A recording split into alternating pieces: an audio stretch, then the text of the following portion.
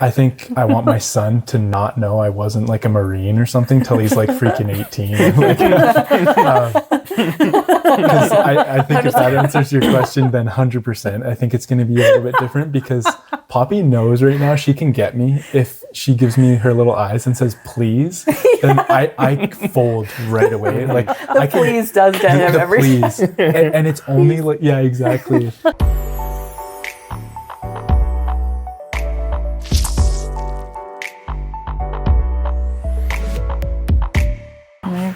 Welcome back to another episode of Smashed Oranges. If you haven't done so already, please like and subscribe down below. It really helps us keep bringing you fresh new content each week. So with that, we have some very special guests with us today. Woohoo, we got the men.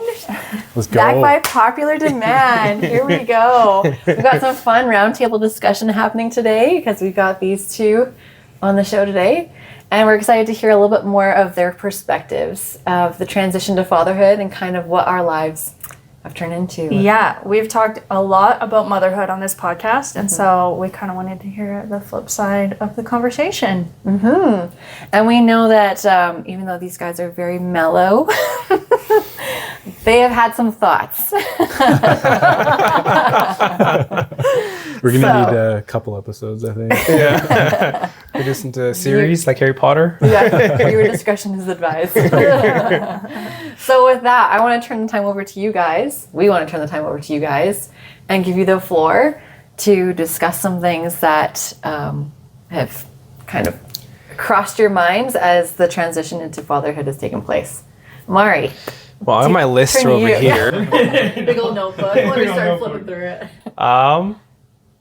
I'd say, and the first thing, if everyone's wondering where the kids are, Poppy's asleep, and Arden should be asleep with his auntie, so.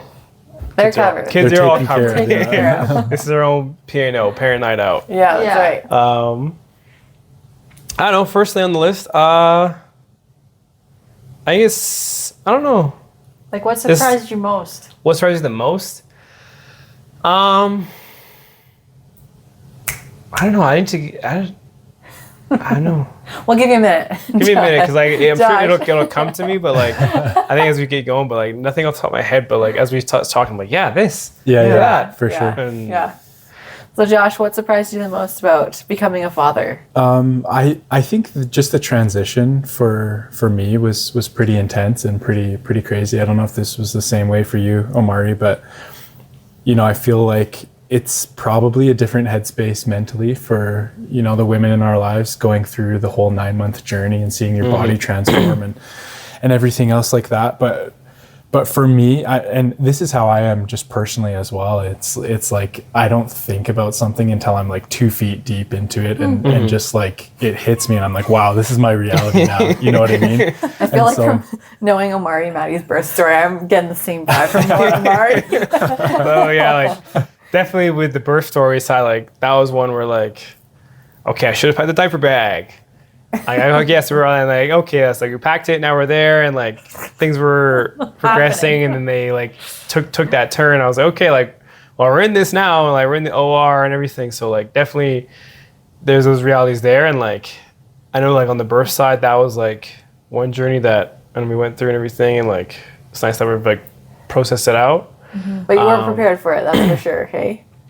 It was. We weren't. We weren't prepared for it, but like I was always like one like just to adapt, like whatever situations adapt, right? And do you feel like that's kind of been the same for you, just like totally adaptation as it's gone? Yeah, because I was gonna say like the morning after, or I guess the morning of the birth, for me especially, it just like everything hit me, and I remember specifically my first thought being like, how am I supposed to like survive, function, or like, I don't know, how am I supposed to continue on with like a job after this? And just like, and I feel like there's that lack of sleep too, like just getting to me and just feeling like my walls were crushing me. But like you said, I feel like you just like adapt to the situation and just go with it. And that was surprising to me that I could do that. How long did it take you to feel like you were starting to adapt? Because I feel like Maddie and I have talked, we were a little bit in like a postpartum bubble of like, oh, we have our babies now, we're not pregnant, that's great. But I think like you're saying that transition feels a little bit more surreal as the father. You're like, oh crap, like now I'm kind of responsible for our little family a little bit in a different sense. Yeah. So how long did it start to like sink in I and would feel like more natural for you? Yeah, I would say just a few days, honestly, for that part. But that did remind me, thanks for bringing that up, that like, I think like the fatherhood aspect of like taking care of a family, that did come sooner, I think, because we tried for quite a long time. And I remember specifically thinking at times of like, man, my job sucks right now. And then just realizing like, you do this for family. And I think adding a child into the mix really hit it home for me that like, no matter how hard it gets, like this is what's helping provide for a family. And so I think that part was there as a base. But yeah, just dealing with the fact that, you know, freedoms are being taken away. I don't have to tell you guys this, but, you know, just losing bits and pieces of freedoms here and there. But to your point, yeah, I think it was just a few days before I felt like we were starting to get into a rhythm and routine. And it was nice that I was on paternity leave too. Like that helped a ton to help me feel that way, because I wasn't super stressed about sleep that's a at big the privilege. time. Like, yeah, it was. For sure. I want to. Yeah, I kind of want to hear your same. Yeah, it was the same in the sense where like, as we're leading into it, that whole side of like, hey, like, I want to be the provider and like get things going, and like, that was definitely one area that was on my mind, and I just knew like, whatever I do, I have to win. I have to win at it, just so that way then, like, the wins lead to success, and the success will lead to then the ways to provide for the family in different ways. And so that's been a thing now where like everything now, since I'd say really like 6 months out, 6 months when you're pregnant, that's when things are like, okay, like whatever I'm doing, I need to like win. It can't be like a trial run or like, oh, I'm just trying this out. Like, no, like bump it up a notch. Has to work, has to win. All these efforts got to really come forth. Yeah. So that's one thing now where like everything I do now for like me professionally, even like maybe there's some hobbies too, like it has to be a side of like, hey, whatever I'm doing, it has to like win or like be worth it. Priorities. I like that. Priorities, because you know, I think right now, I think we're all at stage 2 in our family where like the kids are into a lot of fun age. That 1.5, you know, just shy of 2 is like really fun age, because like they can do things, they can see things, they can like, you know, they're really copying what we're doing. So like ensuring that we're trying to be the best version of ourselves, but as well, I'm like, so it's a very easy time to enjoy. So that's great. it's a pretty cool place to be. Scary, but I mean, sure, but like, I mean, I think it's a good example to also show for and do for the family, and then like, I don't know, finally like my turn to like do that, which I think is like, you're like laying the groundwork for what your family dynamic is kind of going to be, and the example of providing and things like that.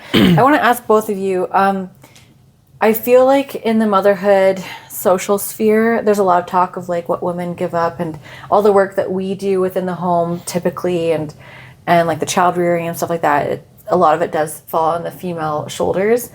Do you feel overshadowed by that? Because I know that Maddie and I have briefly touched on that it would probably benefit a lot of men to talk more and give more basically kudos to men for like all the things that they do, and especially providing. Do you feel like that's something that you've received, or what are your thoughts on that?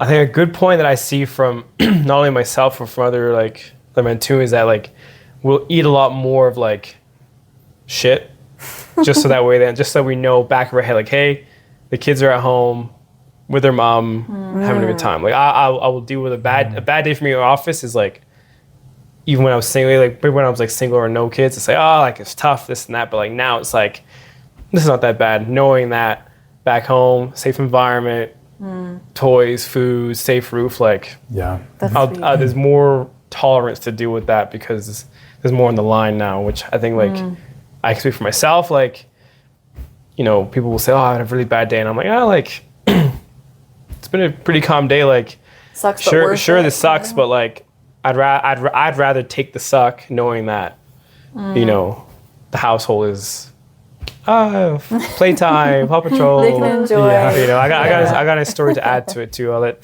Josh fill in his point there. Yeah, for sure. I feel like I feel like, yeah, to your point, like, I think present fathers could receive a little more recognition for sure. And don't get me wrong, that's not to take away from mothers at all.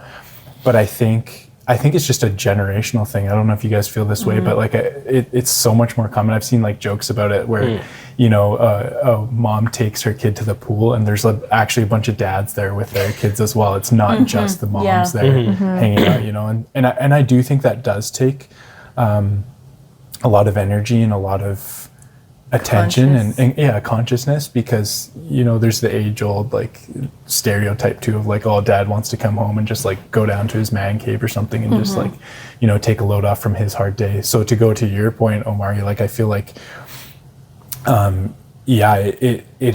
my perspective has changed in that sense of what is hard and what isn't. And I love coming home to Poppy in that sense. But yeah, to go back to your question, I feel like, I think dads could use a little more kudos in that sense. And the story I had today was when I drove for like today, when we were getting ready for today, I had to pick up from work from you, drop off my auntie's, get the crib and everything, and get the cameras too. But when I walked in, what kind of brought like a nice like oh, this day's going perfect was like coming to see the new paintings you did for them with the foot paintings. Yeah. And like seeing that, and I was like, that's pretty cool. And like I like seeing that, just like even though the day wasn't like bad in any way like that, like today was like a fine day, it was just like renewed of like It brightened it up, because it's just like, oh, okay, like it's so comforting to know that, you know, I'll go to work, you know, have my day, and then like art and there's painting, foot paintings and all that, which is pretty cool to see. So I can speak to that for mine, but I'm sure there's men out there who, you know, have worked hard jobs, tough jobs, high stress, or whatever it is that you do to put food on the table. Like, you know, there's those days, but it's like to come home and see like there's joy being had because of your hard work. It makes it a lot easier, and I don't think that gets recognized as much because, of course, it's not something you see. It's like we bring it home, and I think the good dads are known to like try and separate it and have those moments, because I feel like I'm home. I'm at work. Yeah, which I find I struggle with, just being like trying to separate it, but I'm sure you do a good job. I try. If anything, you've gotten better at it. It's been a work in progress. Been a work in progress. I do think you're better at separating. I mean, just for everyone who doesn't know, Omari has the ability to work from home or work from the office. So sometimes he is working at home, which makes it hard to separate home and work. You know, I don't know. Same here with Josh. Yeah. But I do think that you've gotten a lot better at that. Yeah. Over the last being present when you're like around Arden. Yeah. And then also like he's better now at communicating like when he's working versus when he's not working. Yeah. Yeah. Same with Josh. I've definitely recognized that. And just like a kind of a weird little tangent here, I want to ask, since we're approaching the subject of like hybrid work and stuff, do you feel like that's had an impact on your relationships with your kids, just having like a little bit more presence because you have the privilege of being able to have a little bit more like homework time? Yeah, I'd say so. Like, I think that's something like our generations that get to experience now with like, I think COVID might have helped too with this. Oh yeah, maybe. That's a good point. Yeah. There's one thing that pandemic really brought out is like, oh, we can work from home and it's going to lead into our lives being as fathers. But just being able to like say, hey, I'll work from home today, and then like still being there versus like, oh, I have to like travel on to work, go to work, or like just be at a place for 8 hours. I can be here for at least a good chunk of the day and I have to go to the office for 2, or like even like little intervals where it's like, oh, I'm gonna go grab a snack and say hi to your kids, and you know, just like little interactions, because I feel like that's been the case for you too. I feel like I've had to like taper that off a little bit, because I loved doing that a little bit too much.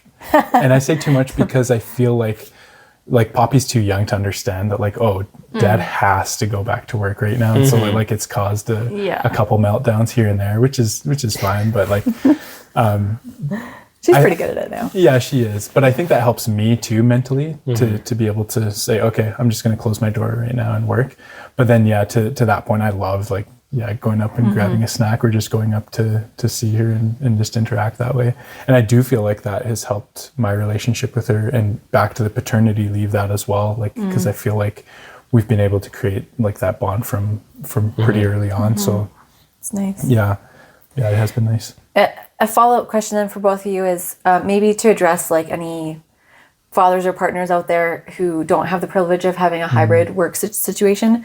What are some ways that you've been intentional to create strong relationships with your kids when, like, let's say if you do have work weeks where you are more at the office or what have you, like for a lot of people who don't have the time to be at home, what are some ways that they could be more intentional with their kids to be present fathers? Yeah, I think something that we talked about pretty early on was I don't have email on my phone for work, or like we use Teams, and I don't have Teams on my phone either, because I found even when it was just Sarah and I would be out at the mall during busy season or something and be checking my phone. I remember that. That was probably the catalyst to like say, okay, we need to cut this out. I appreciate it. And I think it's really helped actually like put that divider in place, both at home and at work, because people at work then respect that and then have come to realize too that, yeah, he has a young family, so we're going to respect that he has his hours. And in the heart of busy season, when I have to be available, I'll like set intervals. So I'll be like, okay, I'm going to take dinner right now, but I'll go back after. And if something needs my attention, then I'll check and I'll go back to it. So that is outside of the hybrid work environment that I feel like is I don't know, a pretty good tip is just once you're home, to the best that you can, be home, be present. And because it is easy for me to want to be on my phone, for example, for other reasons as well, to just kind of decompress. But I think just thinking about the fact that it's such a short time that Poppy has, and she's at such a fun stage too, that it makes it easy to do, but to be with her and playing with her when she gets home, or when I get home, sorry. Yeah, great point. I say the most fun I find I have with Arden, I'm sure the dads do as well, is like being out with him doing something. Having So, like a like, focus. Yeah, like, hey, we're gonna go to the mall today. Like me and him. We're gonna go to the field. We're gonna go bug grandpa and grandpa. Like, just like, I find just like going out and like doing something with him is nice, because like, especially it's become easier now as he's older. Like, because he's walking more. Like, okay, like I don't need to like lug the stroller, lug this, just backpack and we can go. That's right. And so, you know, I feel like it's always tough. I feel like trying to, I don't want to say give advice to this, because I'm like, I feel like I feel like for me to give advice for being a dad for a year and a half, or just like it's 21 months, I'm like, because a dad with like 6 kids, underqualified, but I was always just trying to account for like, I guess the best image I want to put up to Art, and I'm like, all right, like, we're gonna go do things. Like, there's some days where we'll just chill, like play some cornhole. Cute. You know, That's a good idea. He actually broke the cornhole arch thing, because he was like rolling on it. So I need to go find new pipes. So that's actually a new adventure. One of these days we're gonna go to Home Depot and like fix it up. do that. So start him on that. Get him warmed up. It was so funny. The other day we took him out in the field across the house. Yeah. And Omari brings out like his football like cones for coaching, and is like trying to get Arden to run like routes on it, and Arden just is like running and like stomping on the cone, like runs to the next one, like, stomps on the cone. I was like, this is good. This is good. Like 101. Good step. Okay, to pivot the conversation a little bit, at the end of one of our other episodes, we talked about how my dad had said to me when I was a teenager and I started dating, because I was like, Dad, what is your issue with me dating boys? And he said, I was a teenage boy once. And so I know how they think. I know how teenage boys think. And so I guess this question is a little more to Josh, since you have a daughter, but like, what are your thoughts on raising a daughter? Oh man. As a dad, like what was going through your head when you found out you were having a girl? I was really stoked. I think mostly because like we tried for so long. And so it didn't matter to him. Yeah, to me it didn't really matter. It's a baby. Yeah. So I have 2 thoughts on that. For having a daughter, the more I think about it, the more it scares me, because we were just talking about this, because we're having a boy next, right? And I was super stoked for that as well. And you know, everyone, I think every dad dreams about that moment, you know, your kid following in your footsteps and whatever that might look like.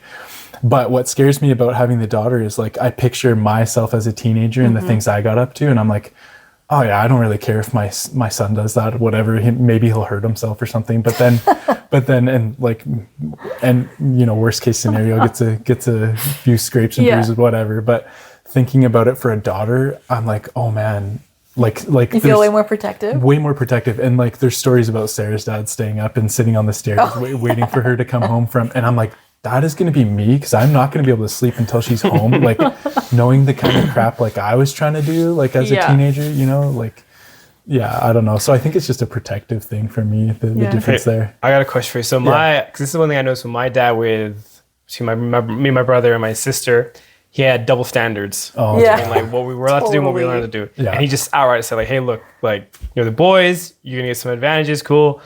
And like to my sister, like, hey, you're my daughter. You're under some restrictions. One as well too. But that's what became some favoritism. Like, like she's the obvious favorite, which is fine. Yeah. Right. But my dad was just so clear from the start, like, hey, double standards. And then like my house, my rules. That's crazy. Do what you want. I remember feeling the same way. Yeah. Is that something you feel like, I don't say you want to adopt, but like you could like lean to like, hey, look, probably implement, like take heed from previous fathers or girls, and if they had double standards or not, but like in the name of protection, sort of thing. Yeah, I honestly whatever the reasoning is, because it's your house, your rules. Like totally, yeah. Sure, it doesn't matter. Yeah, I could see that going down. I don't know if I would like straight up come out and say it like that, but I could see it like starting to get in there, and I don't know. But the funny thing is, like, we can just see Poppy being strong-willed. Like, let's call it strong-willed. Oh, yeah. Like Sarah. Oh, yeah.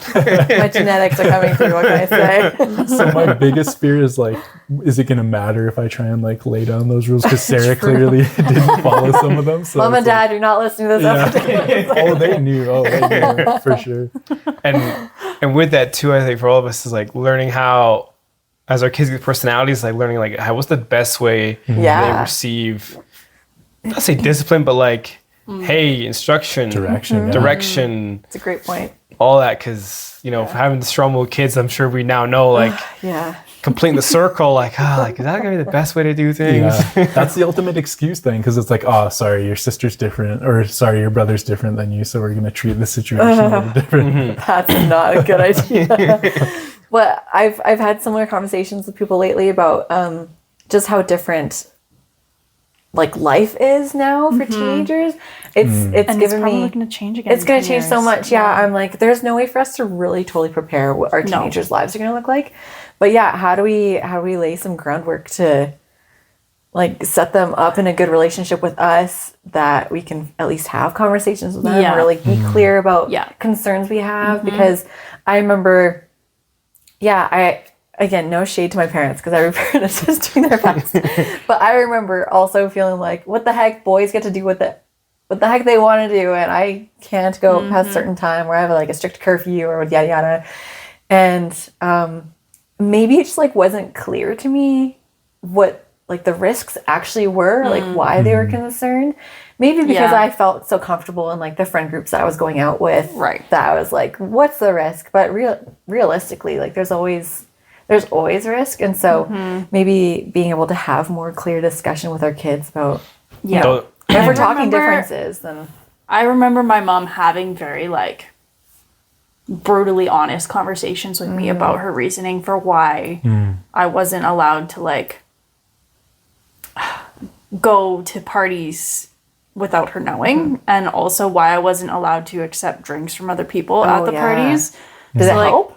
I think so. I think it did make a difference. So she had said that like she would drive me to the party and she'd pick me up from the party. That was the rule. And that she would buy the alcohol for me. Cool. But I was only allowed to take in 2 cans. Oh. Did you stick to it? For the most part. I stuck to it from like 15 through 17. And then once I was in like grade 12, I was like a little bit. Your own thing. Give me the case. Yeah. But I still think though that like those conversations did make me think about my choices a little bit more. Yeah. And maybe also like the perspective from your mother is like, oh, it's concern for me. It's not just like trying to keep me under her thumb. Yeah. thing. And it was like pretty brutal conversations about like real life things that Right. happened to like her friends growing Right. up People they might know. that Yeah. were not, that were like pretty horrific. Yeah. Yeah. So, It happens. Yeah, I think that's exactly what I was going to say for that. Like, we Sarah and I don't drink, and so we've talked about like approaching that down the road with Poppy, and I have in my past, and so just thinking about that and taking that same approach of like not just being like, okay, we don't want you to drink, but this was my experience with it, and this is kind of why I'm putting thought behind it and trying to teach that rather than just a rule. Here's a rule, you got to stick to it just because I said so. Yeah. part of me also wonders too, because my parents drink and they still drink, but like more like casually, like they'll have like a glass of wine with dinner, or like if they're on vacation, it's a little more like less casual, but like We just got back from Mexico. All inclusive. but like I think growing up, like I was around a lot of alcohol in the household. Not like I wouldn't have said it was ever like a toxic environment, because It was just like normalized. it was just kind of like normalized that Yeah. that's like kind of what you do when you're an adult, you know? Right. And Dinner so I parties think- and all that. Yeah, like my parents would have dinner parties Right. and all their friends would like be drinking. Sure. Yeah. Anyways, but yeah, I think that did influence me when I was like a teenager, thinking like, oh, like now I'm an adult, now I get to drink, and like adults drink. Whereas like I mean, we don't do that really. Like if we're drinking, it's like we're out for somebody's birthday, Right. like maybe on vacation, but like we don't really have alcohol. Oh, we were drinking on vacation. We'll put it there. We were drinking on vacation, but like that's like all inclusive. That's like all inclusive Mexico. But like Yeah. if we're going on vacation, Situational. if we go on Yeah. vacation to like the lake, it's like a little bit of a different, Yeah, but like- it's not like like when I look at like day to bottomless, day, unlimited alcohol, Right. like when I look back at like from when we say like day to day, we don't really drink. No, like like- I don't think Yeah, it's a so- normalized thing in our household. So I'm just curious if Arden's even gonna have like that inclination. the only Right. time The I think expectation has kind of been set that it's more of just like a Yeah, and I think situational I special also occasion thing. plan on like talking to him about like the health implications of alcohol and drinking and like what that does to your body. Because like for me, like if he wants to have a drink here or there, that's cool. But like, Here's what it actually does. hear what it actually does to your body. Because when I was in my 20s, I went like, I think if I didn't have such a positive influence in my environment, I very well easily could have been like an alcoholic. Like Totally. I think I Yeah. have that in me to like Same here, be actually. that way. Yeah. But like my guts were messed up. Like your body was like, "That's a no from Like me, I went dog." to the doctor and I was like, I think I might be allergic to like dairy, and she was, anyways. Long story short, I think I was just like binge drinking way too frequently, and that like my digestion was a mess. Yeah. And so like alcohol does have really negative impacts on your body, and I just want Arden to know that from like a health standpoint as well. I got one question I can ask later, or I can ask later on after we wrap this up. But then there's a stat now with kids nowadays are drinking vastly less than our generation. So like, Yeah, I've heard that. I guess is it Gen Xers? Like no, like my brother and your sister. yeah, and my brother and stuff, sister. Yeah. They'll drink, but like the amount they drink is like vastly less than like what we just like. We're here and they're like here, Why and do it you like think that tapers off. stat is? Did it give any sort of like? I think no, it was just a graph I saw, and I was like, okay, this is pretty interesting. Didn't look into too much, but I wonder if that's a trend now that like will continue, where like if kids aren't drinking as much, obviously the alcohol industry will change, but then I'm like, what other habits will kick in? But maybe what if alcohol's not even a thing that like kids will talk about? They all like, oh, alcohol's not really a thing, mom and dad, that Right. kids are doing nowadays. It's this. It's It's like vaping or it's like other drugs. I think vaping took that. I Vaping's a think huge I could see vaping taking Yeah. that spot. Yeah. Well, vaping kind of started to take over like traditional smoking and stuff, Yeah. right? Like I remember being at high school and like I feel like every high school has like a smoking corner, like a smoking group that like Oh, yeah, that's crosses right. the The street. smokers And, like group. Yeah. everyone knows that everyone over there is smoking. But now I feel like everyone kind of just like casually vapes everywhere. They're trying to sneak it. Yeah. Yeah, exactly. Hit their little USBs. every once in a while. Yeah. But this actually is like, maybe a good tangent as to like what kind of examples do we want to set for our kids? Like, is that something that you guys thought of before even having kids? Like before we got pregnant, did you ever think like, oh, these are some values that I want to instill in my kids, or these are some things that I want to practice on myself so that my kids can eventually see this or like learn from it? Yeah, I definitely. I think one for me, and like this is one I just knew like as I carried over from like me and my family, they'll never see me like obliterately like drunk.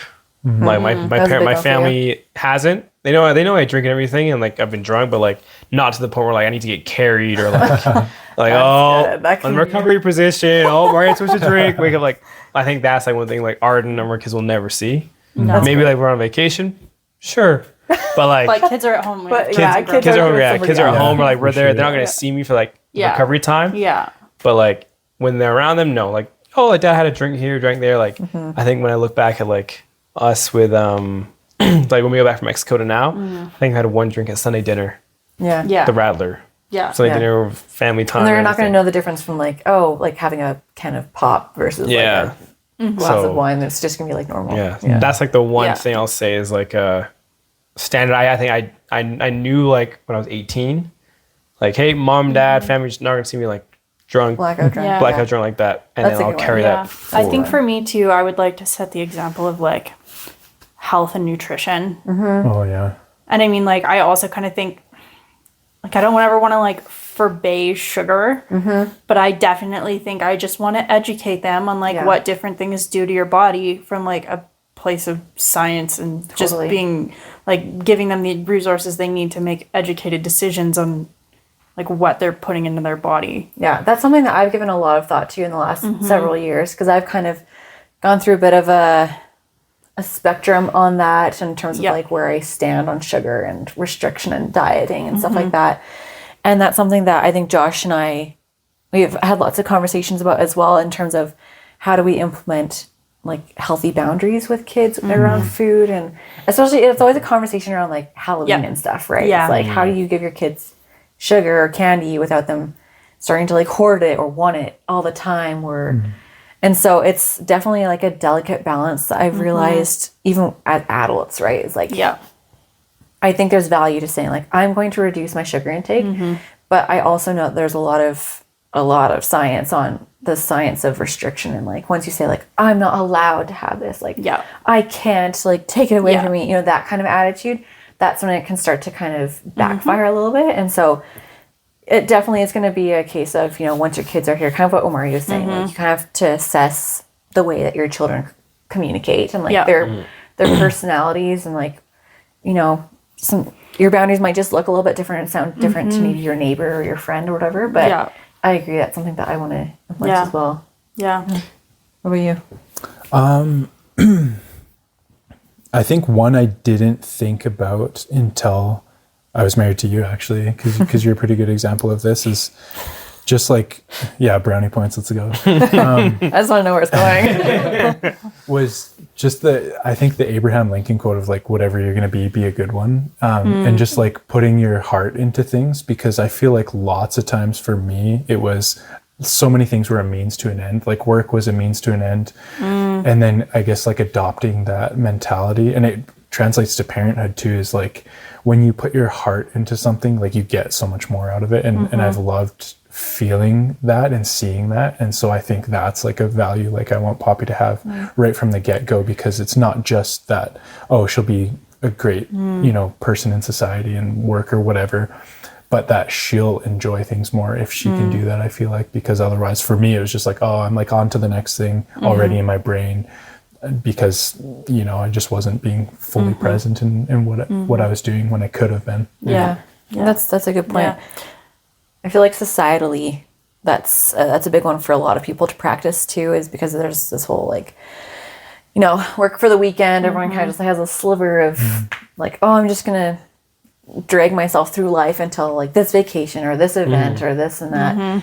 And so I think that's something that we've talked about a little bit about, specifically something that I tried to implement postpartum was I want my motherhood journey to incorporate more spice to my life. So it's not just like I'm waiting for Josh to get home. I'm not just waiting for Poppy to get to this age so she can go and do this or whatever. So thank you. I appreciate that. One question I have, just to kind of wrap up, double standards, all those things we're doing for our kids. How do you want our kids to look at us, as parents or as friends? Oh, that's a great question. Because I'm sure we've all Okay, hear about it where like people are like, oh, my parents are my best friends. Yeah. And then some parents are like, oh no, that's my mom and dad. Yeah. Yeah, so I think for me, I'm not going to answer the question like one or the other. I'm just going to say that like for me, I always want home to feel like a safe space. Amen. And so like I think some days home is going to feel like my mom is my best friend, and other days it's going to feel like my mom's putting in boundaries that I don't like. Yeah. But like at the end of the day, if those boundaries are going to keep home being a safe space, then I think for me, like that's what's going to maintain like a healthy relationship and a healthy environment, right? Like I don't always need to be like an army drill sergeant, but I also don't need to like let you get away with whatever you want. You know, and I also think too, like I'm going to question my kids if I think they're lying to me. Or if like facts aren't adding up in stories and stuff. Like You have to keep them accountable still. They're still children, yeah. teenagers, whatever. Yeah. And so like I think does that answer your question? I think that's a great answer. Yeah. That's a really great answer. Yeah. I would agree with that. On my Instagram feed, there's this person's story circulating and people kind of like responding back to it with their own experiences. And it's, let's say a daughter wants to have a conversation with her mom and it's, typically like in a longer car ride where they are in confined space for a certain amount of time, where the mom is doing her hair and makeup. And so I heard this story of this daughter who went to go talk to her mom, and her mom's doing her skincare and her makeup, and she's getting to the end of her makeup routine, and the daughter obviously wants to continue the conversation, and the mom takes it all off and starts over. And I was just like, oh, my heart. I don't know if I could have the patience sometimes to be like, oh, okay, I have to redo my thing to sit here. But it did implement it brought the point to home for me. That was like, yeah, that's what I want to give to my children is my availability, or like even when I'm not available, I want to be able to communicate that, right? And just be like, I'm so sorry, like my mind is elsewhere. Or, but let's create the time. Let's create the time and like be really intentional. I also had another friend recently who said something similar about, like physical touch and stuff. Like, I sometimes need to communicate to my children, I'm sorry, you need to tell me sometimes if you need a hug, because my attention is on all these other things and I'm not able to notice like everybody's needs all at once. And so if that's something that you need, you can like come to me and either ask for it or like, just hug me. And I remember in my life doing that same thing. And I also heard that as a parent, and this is something I want to maybe try to implement as well, is to not be the first one to let go in like a hug or like a bid for that closeness. Like I don't want to be the one that's like shutting it away, because like you're saying, I want to be that safe space at the end of the day, and obviously have some clear boundaries and stuff as the adult of the house. But I think for me that's been something really impactful in my life, that like, man, there's a lot of things that happen in your life, especially as a teenager, where if you don't have that open channel of communication or that safe, secure relationship with your parents, that a lot of stuff kind of goes missed, and you end up having to deal with it as crazy teenager. Who knows what happens, right? And so that's something that I really want to be mindful of. But, yeah. I want to hear your answer. Well, this is now where I guess I have relied on my programming as being raised like it's just straight parent. Straight parent. And then this is now where like I look at like how my parents raised me. It was very like, we're your parents. Our job's to obviously care for you, right? Care for you, raise you, and like guide you as best we can, right? But I think there's a time my parents were like, we're not your friends, we're your parents. Like they made that abundantly clear. And it was up until the point of like 17-ish, they started to like relax, because I was getting close to that, like close to 18. Right. And then at 18, they said, now we're more like guides, if anything. Like we try and help you, but like we've done most of the parenting I like that. up front. Yeah. Only really time when they were like really trying to parent me was like if they had the resources, like with schooling after, like that's when I found like they would like really parent, because like, hey, let's, we save for this, but like our money's still on the table, on the line. So like we still have some reserve right. And for me, it was always like, you're in our house still. So like, Right. there's some rule, like they always try to find different ways to like, keep control, but like it was of course different. And like Parents do. as parents do, but like the majority of parenting Yeah. I found was like done at that Yeah. point. And then like, like our job now is to really just guide you, I like be a that. soundboard here and there. But I definitely remember like growing up, who was like very parented. Yeah. And then at moments, I wouldn't say that I like, not that like parents can be friends, but like still my parents were fun and everything. Yeah. You know, So they- a solid relationship with them. Yeah. I think it didn't. Yeah. I Yeah. like that like flow, that evolution, I would say, an evolution of relationship there. Because that makes a lot of sense to me. Especially when we talk about kids like Yeah. pushing back and stuff. Like, yeah, you do have to set the clear Yeah. expectation that at the end of the day, I am responsible for you. Yeah, I'm responsible for you. And I'm the adult who can kind of see things a little bit more clearly. And at the end of the day, like this is what I see and this is what I think is important for you. So Yeah. I really like that. I think that makes a lot of sense. And I feel that it also is a good transition for your kids into adulthood where they can like start to feel the weight of responsibility as they go. Yeah. And so yeah. And I think it's really important, especially I find for Arden, like I just remember me as a boy, like you feel testosterone, you feel like you feel all those things that come into you, and like you want to just like roar as hard as you can. Like not that you want to limit the roar, but like you want to like do all these things, but like as a parent, like hey, like, I need to channel this into like Yeah. the right areas. So this is now where like Yeah. with Maddie, I'm like, That's a you good- know, I can just see in Arden, he's like pushing boundaries, and I'm like, we just gotta like should we stick to it? And I'm very firm to like, hey, this is the boundary, we're sticking to it. Right? And like I've started to realize over the last few weeks that I can't give in to him, otherwise it makes the future battles worse. Oh yeah. Yeah. right. So I've been better the last We've like Yeah. started to do the But- same thing. But like, Sorry. I mean, he just kind of hit that milestone. I'd say like what 3 months ago. Oh Yeah. yeah. Oh yeah. Yeah. And so like, Exactly. I'd say 2 months in is a good enough time to realize that maybe I should stick to what I mean. Yeah, Well, and that's fair. it's still early. I think that's like a really good lesson that you've. I was listening to a podcast, and this actually has really helped me. And she said that a boundary isn't a request for someone to do something else. It's if you don't like it requires the I see other what you're person saying. to do nothing and you to do something. So for him, I'm like, Arden, let's put our shoes on. Arden, let's put our shoes on. Okay, Arden, if you don't go get your shoes, mommy's gonna come pick you up and we're gonna go put our shoes on. Yeah. Okay, cool. Now we're gonna go put our shoes on. The consequences are clear. Yeah.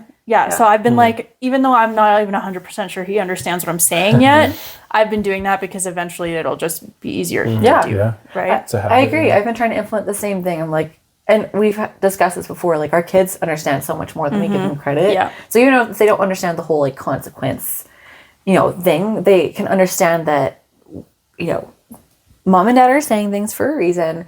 Here is the reason. If we don't, Yeah. you start to put the puzzle pieces together. And I've noticed this in Poppy. Josh will test. Like, she'll kind of Poppy will be like, huh? Oh yeah, she knows Dad? what She she's knows. doing. I'm like, oh girl, I can see it in your eyes. Arden has Okay, selective hearing. we will Like, pick you up and put you She'll down now. laugh about it. Like I'll say, "Don't touch the TV," and she's like almost ready to bust a gut as she like reaches for it. And so, yeah, It's just so funny because it's literally like we're dealing with the opposites of like Arden with Maddie, Poppy with you. Like they just know like, oh, mommy will do this. Oh, daddy okay. yeah. Like it's just funny. It's just funny. Like I think Yeah. it's interesting when we have our second, and then for you guys when you have your second out with the boy. Like, are you this one for Josh? Are you interested to see how like your dynamic shifts to where like Yeah. are you going to give that much pull to Poppy versus your son, and like Yeah. how back and forth? It's an interesting one to think about.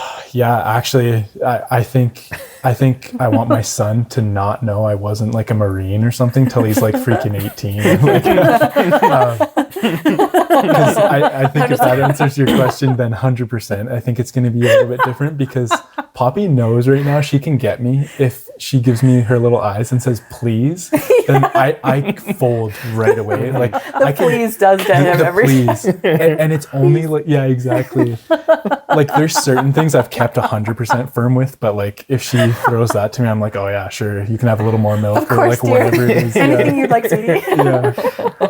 So yeah, I think it is going to be a little bit different for sure. But it's like those moments too where like Could you imagine like the teenage years where she's just like, Dad, please? And you're just like, okay, this one time. Just don't tell your siblings, or like don't tell anyone else. Don't tell mom. Hopefully, I'll be stronger by then. Yeah. We'll see. We're working on the resolve now.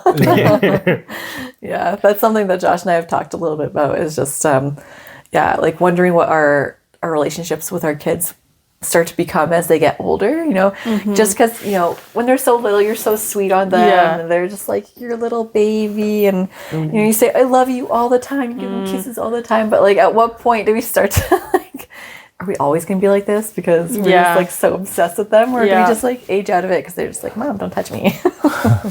So it'll be interesting to watch the whole family dynamic shift, especially with new baby coming. So that's so be fun and interesting. exciting. But I think we should end with one more question, but I don't have one in the log. Anyone have a last thought or comment question for each other? Their memorable moment being parented by their parents. Oh. From our parents? Yeah. Like a memorable Actually, like moment? in the parenting, or just like a nice memory of Either a us nice together? memory or a parenting moment. Like, okay, like I messed up. I remember this exact moment of like me getting parented. Oh, that's a good question. All I can think of now is Josh saying the example of my dad like sitting on the stairs and waiting for me to come home. Because for context, I would often, my friend group would just like carpool everywhere. And so often it was like, oh, I'm going to ask so-and-so to give me a ride home, and we're dropping off like 3 or 4 other people, right? So I'm like, I have to be home by midnight. Like, that's my curfew. And then, it's like, oh, things take longer because you're chit-chatting or you're dropping people off. And being like, oh, so stressed because I didn't want to call Were home. you really stressed? I was stressed, but also there was a little bit of like, it is what it is. I'm just going to walk in. But also kind of a little bit of annoyance at the fact that it was so hardcore for me. I was like, really? Like, you're not going to give me an extra like 20 minutes to just like come home or whatever. But I respect the fact that my dad would just like kind of pretty silently just judge me as I walked in the door. You're like, I'm gonna go to bed now. But that's honestly the clearest thing. It's just, I knew what the expectation was. I think at the end of the day, I was like, I know the rule, and I know that they're gonna be waiting for me, and it's gonna be awkward as heck when I walk in the door, but at least I know that they care. Oh man. Okay, I have 2. One, my family always ate dinner together every single night. And like there was always, my dad's not a huge fan of leftovers, so there was always like a new meal every night, and we were all around the table almost every night. And so like I really loved that and like to carry that forward as like a family tradition. And then as a like, oh, I screwed up. I was in grade 11, so I would have been like 16, I think. And the summer before grade 11, decided I was gonna like start dating this guy who was Not good for you. he was 19, so he was out of high school. He'd graduated. Anyways, and so my parents obviously, for good reason, were not a huge fan of this because there is a big jump from being in grade 11 to being graduated Yeah, out of high school, yeah. and being of age and being an adult and going to the clubs and whatever. And once I was 18, I recognized that like they had a valid point. But at 16, I was like, I don't understand. Like, you guys are 8. There's 8 years between mom and dad. Like, why are you freaking out about this 3-year age gap? Yeah. So much drama. Anyway, so they agreed to like that this was going to be okay. But the rules were I wasn't allowed in the car with him. Oh, yes. And he wasn't allowed at the house when they weren't home. Oh, you just triggered a memory for me. Sorry, keep going. Me off the shirt my next again. We're adding time. Anyways, so my parents were going out to the lake. My sister and my brother were both at sleepovers at someone else's house. And so my parents left at like 4:30 in the morning because my dad's a psycho and like needs to get there by like 9. It's an 8-hour drive, whatever. And so I was like, did the math. I was like, okay, they're leaving at 5:30 or like 4:30. Like, if I call Matt, like he can be here by like 6:30, and then my siblings won't be home until like 11. Oh dear. So yeah, my parents left, and like 40 minutes later, Matt was at the house. And like, I promise nothing bad happened. Thank goodness. Nothing bad happened, I promise. We were just like... Just sneaking in, that's all. Just sneaking in, and we were like laying in bed cuddling, whatever. 30 minutes goes by, the phone rings, and it's my dad. And so I'm like, it's 7:30. Like, I should pretend he's waking me up right now. I answer the phone. I'm like, hello. My dad's like, is Matt there? And I was like, or no, he didn't ask that first. He said, what are you doing right now? I said, sleeping. And he said, is Matt there? And I said, he goes, don't lie to me, Madison. Full name. And then I was like, yeah. He's like, put him on the phone right now. I would be so scared if I was that boy. And this is why I'm scared of Poppy. Anyway, sorry, keep going. And so I'm like trying to get Matt to like take the phone, and in the process I accidentally hung up on my dad. So he calls back, and now he's like even more like, put him on the phone right now. So I finally convinced Matt to like take the phone, because I was like, it's just gonna be so much worse if you don't talk to him. Yeah. So he takes the phone, and my dad says something to the effect of like, you have 5 minutes to get off my property, and I don't ever want to like hear from you again, whatever. Anyways, Matt left, and I didn't hear from him again for like 9 months. He got scared so bad. My dad had also said too at some point, like, if you ever want to like get back at a guy for like being immature, just tell him to grow up. Oh, no way. So like, I forget what Matt had texted me at that point in time, like some sort of apology or whatever, and I replied with grow up. No. Because at that point I was like pissed at this guy, because he like gone for so long. yeah, I What was the heck? 16. I was like, why didn't you call me back? Like, not realizing that my dad literally just like scared the living crap out of him. Like, you know, like, makes sense why I didn't hear from him again. But like, I was like, really, you're texting me 9 months later? Like, please. Yeah. Anyways, so that's my Your dad was on it. Yeah. He had What a eyes. boss. He had eyes. Well, the neighbor had eyes. Oh. The neighbor they called ratted my you dad. out. Your dad had the foresight to ask your neighbor to have eyes. He's like, if I know these kids. And then, doesn't your dad have cameras in the house too? Like, or No, not? not at that point in Not at time. that point in time. Okay. Smart. Yeah, because your dad has like cameras on the exterior. I always like, look at them and I'm like, okay, where's a blind spot? Like, I was trying to sneak in. Oh yeah, after my when we were like 18, 19, this is a funny story too. My parents lived pretty close to Ranchmans. And so like when we were in our like 18, 19, we'd walk home from Ranchmans to my parents' house. Nice. And they caught some pretty epic like footage on their security cams. Oh gosh. No. Like some friends like peeing in the alley, and like Yeah, one night we had to carry our other buddy home. We're like walking up, and he's like waddling up. So they're like, save video to hard drive. Same. Yeah. Same. Totally, Yeah. totally. Blackmail. So funny. That's funny. Yeah. What do you remember? Yeah, I'd say my mom was awesome, and like I feel like she did a really good job of like being a friend but also having boundaries. But I remember specifically her getting super mad at me one time, and just like, I don't know, I was scared, but she could tell that, I think, and so she approached me later and kind of like, I remember specifically I was probably like, I don't know, like 8 or 9, but she like sat me down, apologized for, I guess, what she must have thought was overreacting, and just like talking through it. And that stuck with me like to this day. And like, I guess like a good example of, I don't know, Communicating. yeah. And Owning- to your guys' owning it point, up. yeah, and owning your mistakes, being willing to say I'm sorry, because I think that's Yeah. like a common misconception, is that, oh, we're parents, we have to be perfect and like Yeah. set the perfect example for stuff. But it's like, no, that's Yeah. totally not. If anything, I feel like point. we'll be more relatable to them if we share, I guess, in that journey of just being uncomfortable, whatever, making mistakes, whatever it is. But Great point. you know, Yeah. Your Tamara, turn. you're last. I remember there was a boundary.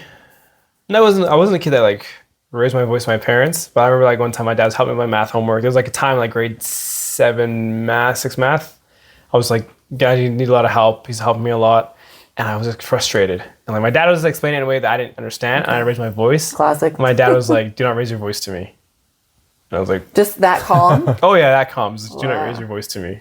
I was like, okay. And like, I calmed down and everything, but like, that's like one like blaring like memory in my head of just like whatever, like just like from grade 7 on, like never raised my voice to my dad in like that tone of like being like agitated. Yeah. So there's this one thing now where like anytime I hear kids raise their voice to their parents, I'm just like, it like triggers a thing in my brain. I'm like, really? Like you're raise your voice to your parents? dare you? How dare you? Yeah. Right? And this is kind of funny because like I know with some family dinners, like, you know, like there's been some instances of people raising their voice. There's been some entertaining family and I've just been dinners. like, I could never. I could never. I could never. Granted, like, I don't say anything because it's not like my house or like the family, but like Yeah. that's just like one thing too. Like when I look at art, I'm like, she's not raising his voice to me, like Oh at boy. all. Like My- that's just, I just remember like it's just like clearly in my day. Like I know the table, I know the area, 133 Tustwood Drive. Like I just memorized the whole thing. My door got taken off its hinges because I wouldn't stop slamming it. So my parents. Did that for you? Did you Or lose your the door mom? too? I lost it. Dude, I'm telling you, like, think so. like our experience did compared to happen. theirs, this is why I'm scared. It's so different. That is so funny. And I mean, so that's funny. probably isolated to like who you guys are too, but like, still. We are two peas in a pod. So I'm not even telling you some of my friends' stories. right, I know. I was like, "Ooh, I've actually got some good ones." Yeah. We'll save that for another episode. Yeah. Okay, cool. Just to wrap up, thank you to our gentlemen here. Thanks, Omari and Josh, for that was joining a us. fun That was episode. fun. Yeah. Really appreciate it. Stay tuned. Father's Day, these two are doing a takeover. Sarah and I were going to running take the this day joint. off. Oh, let's Yeah. go. Yeah. But thanks so much for joining us, you guys. Hopefully you've enjoyed this episode. If, again, of course, if you have any comments or questions, if you want to hear from these two, if you have anything specific you want to hear for Father's Day, please let us know. And thank you so much for listening. All right. Bye. Much love.